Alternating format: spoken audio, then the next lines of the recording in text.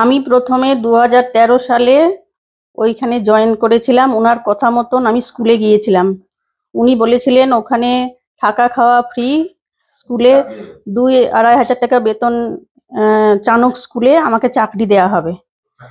এবং আমি বাড়ি থেকে, বাবার বাড়িতে ছিলাম, বাড়ি থেকে আমি ওই স্কুলে চলে গেছিলাম। প্রথমে আগে বেলডাঙ্গায় এসেছিলাম, বেলডাঙ্গা থেকে উনি আমাকে ওইখানে পাঠিয়ে দিয়েছিলেন চাণক স্কুলে। এবং আমাকে বলা হয়েছিল ওখানে তোমার একটা কাজ আছে, তুমি প্রাইমারিতে ঢোকো, সেখানে তুমি কাজ করবে। দিয়ে ওনার কথা মতন আমি ডিসেম্বরের শেষের দিকে আমি চলে গিয়েছিলাম এবং জানুয়ারি থেকে আমাকে জয়েন করানো হয়েছিল ওখানে। কোন সালে? 2013 সালে। 13 সালে ওখানে গিয়ে আমি ওখানে উঠেছিলাম। প্রথমে আগে একতলার একটা রুম আছে, টিচার্স রুম, সেখানে একদিন ওখানে রাখা হয়েছিল। তারপরে উনি আবার শিফট করেছিলেন, 5 তলায় একটা হল ঘর আছে, সেই হল ঘরে আমাকে রাখা হয়েছিল। সেই হল ঘরে আমি একমাত্র একা ছিলাম, সেখানে আর কেউ ছিলেন না। হ্যাঁ, এবং আমাকে হঠাৎ একদিন মহারাজ ওখানে মাঝে মাঝে যেতেন স্কুলে পরিদর্শনের জন্য। ওনার তো অনেক স্কুল আছে, সেখানে উনি পরিদর্শনের জন্য যেতেন মাঝে মাঝে। এবং আমাকে কথা বলার জন্য হঠাৎ করে একদিন রাত্রে আমাকে ফোন করছেন যে আমি তোমার রুমে আসছি। আর ওনার সব স্কুলের দোতলায় একটা রুম থাকে, সেই রুমে উনি থাকতেন যেখানে যখন যেতেন। তা আমাকে 5 তলায় হঠাৎ রাত্রি 10:45 বাজে এরকম টাইমে দেখা করতে আসছি তোমার সঙ্গে, এই বলে আমাকে ফোন করা হয়েছিল। এবার আমি ভাবছি যে বোধহয় আমার ওই সেই প্রবলেমের জন্য উনি হয়তো কোনো কথা বলবেন, সেই জন্য হয়তো আমার সঙ্গে দেখা করতে চাইছেন। দিয়ে এবার আমি তখন বিছানা গুটিয়ে আবার ঠিকঠাক করে ওনার জন্য একটা চেয়ারও পেতে দিয়েছিলাম। চেয়ার পেতে আমি বাথরুমের দিকে গিয়েছিলাম। উনি দেখছি হঠাৎ করে এসে আমার বেডে বসে গেছেন। বেডে বসে আমার তখন জিরো লাইট জ্বলছে, আমাকে তো একটু সময়ও দিলেন না যে আমি একটু রেডি হব। হ্যাঁ, এবার আমি নাইটের পোশাক পরে নিয়ে ওখানে শোয়ার ব্যবস্থা হয়ে গেছিল। হ্যাঁ, দিয়ে আমি বাথরুম থেকে ফিরে এসে দেখছি উনি আমার খাটের ওপরেই বসে গেছেন। দিয়ে এবার আমি তো তখন ওনার শরণাপন্ন হয়েছিলাম। এবার উনি হঠাৎ আমাকে বলে যে বড় লাইটটা জ্বালতে হবে না। এবার আমি জিরো লাইট জ্বলছে, যা বললাম বড় লাইটটা জ্বালি। উনি বললেন যে বড় লাইট জ্বালতে হবে না, তুমি আমার সঙ্গে সবকিছু করো আর কি, মানে বুঝতেই পারছেন।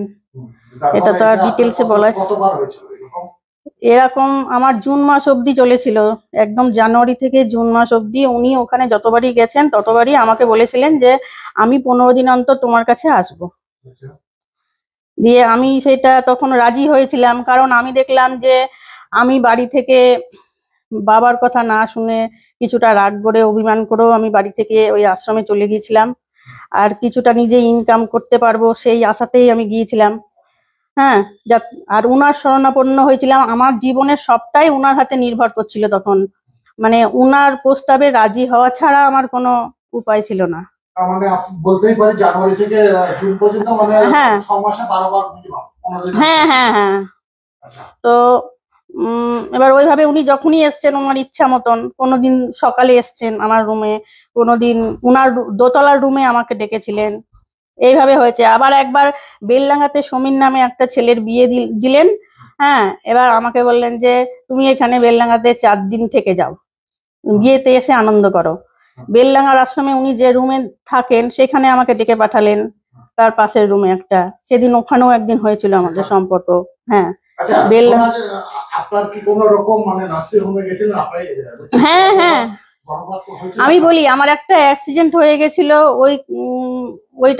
ওইটার জন্যই আমার একটা অ্যাক্সিডেন্ট হয়েছিল, এবং ওটাই আমার সব থেকে জীবনে দুঃখজনক বিষয়। ওইখান থেকে আমি বড় আঘাত পেয়েছি জীবনে। কারণ মানে জুন মাসে ওখানে দেখা গেল যে আমি প্রেগনেন্ট। দিয়ে হঠাৎ ওইখানেরই একটা হসপিটাল আছে, ওই আশ্রমেরই হসপিটাল, সেখানে আমি প্রথমে টেস্ট করে জানতে পারলাম যে ওখানে আমার পজিটিভ ধরা পড়লো। তখন ওনাকে জানালাম যে আমার এই ব্যাপার ঘটেছে, তাহলে আমি কি করব। উনি তখন ঘাবড়ে গেলেন, বলছেন যে তোমার হাতে পায়ে পড়ি, হ্যাঁ আমাকে তুমি প্রাণ ভিক্ষা দাও, নালে আমাকে হয় জেল হবে নয় সুসাইড করতে হবে। আর আমি ওনাকে একটা পরামর্শ দিয়েছিলাম যে দেখুন এসব কিছুই করতে হবে না, হ্যাঁ আপনি এক কাজ করুন, আমাকে অন্য একটা স্কুলে পাঠিয়ে দেন, সেখানে বলবেন যে সন্তান সম্ভবা অবস্থায় এই মেয়ের ডিভোর্স হয়েছে, এরকম একটা কেস চলছে। তাহলে তো উনি যেটা বলতেন সেটাই সেখানকার লোকজন বিশ্বাস করতো। তা আমি ওনাকে সেই পরামর্শ দিয়েছিলাম, কিন্তু উনি মানে কোনো মতেই এই কথা শুনতে চাইলেন না। সে কাজটাও নাই। না, দিয়ে আমি বলছি তারপর পরপর পরপর যা হয়েছিল সব বলছি, কারণ আমার জীবনে খুবই দুঃখজনক ঘটনা এটা। মানে আমি না বলে আর পাচ্ছি না, মানে এই জীবনে আমি না বলে এই জিনিসটা আমি শান্তি পাবো না, মরেও শান্তি পাবো না। কারণ একটা মেয়ের জীবনে এমন দুঃখজনক ঘটনা, বা কারোর জীবনে এরকম না হোক আর কি, আমার সঙ্গে যা হয়েছিল।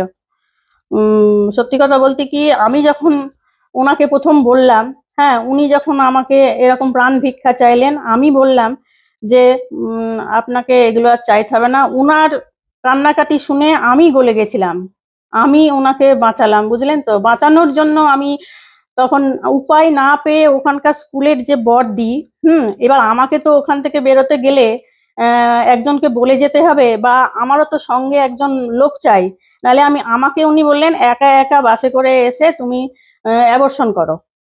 এবার নিচের একটা রান্নাঘরের মেয়েকে নিয়ে নিয়ে আসতে বলেছিল, কিন্তু ওখানকার স্কুলের যে বড়দি, ওর নাম হচ্ছে সুভদ্রা মণ্ডল।